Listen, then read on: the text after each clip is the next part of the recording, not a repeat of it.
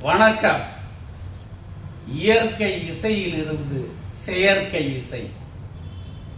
மரங்களின் மடியில், மலைகளின் அடியில், ஆற்று ஓரங்களில், அருவிச்சாரல்களில், ஆழ்கடல் கரைகளில், அடர்காடுகளில் இயற்கை ஒலி கேட்டு இன்பமுடன் இருந்த ஆதி மனிதனின் அறிவு வளர்ந்தது.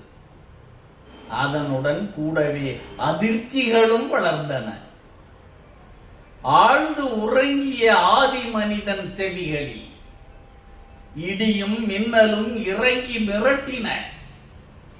புயலின் இரைச்சல் புகுந்து விரட்டியது. ஆழி பேரலைகள் அச்சம் தந்தன. வெப்பமும் குளிரும் விரட்டின குகையினுள்.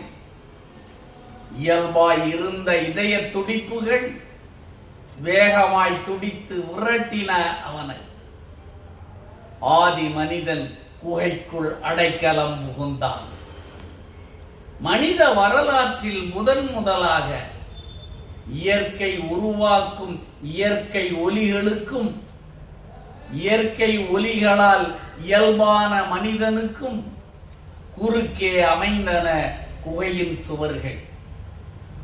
தொடர் மழையின் போதும் துயர்தரு வெயிலின் போதும் குகைக்குள் இருந்த காட்டு மனிதனின் மனதில் படிமமாய் மறைந்திருந்த இயற்கை ஒலிகளை எங்கே என தேடினான்.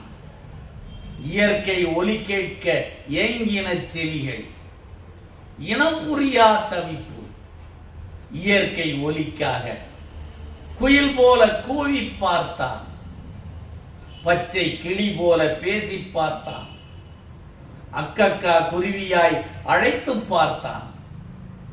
செயற்கை குரலிசை சகத்தினில் பிறந்தது. இயற்கை இசை போல் இன்பம் தந்தது.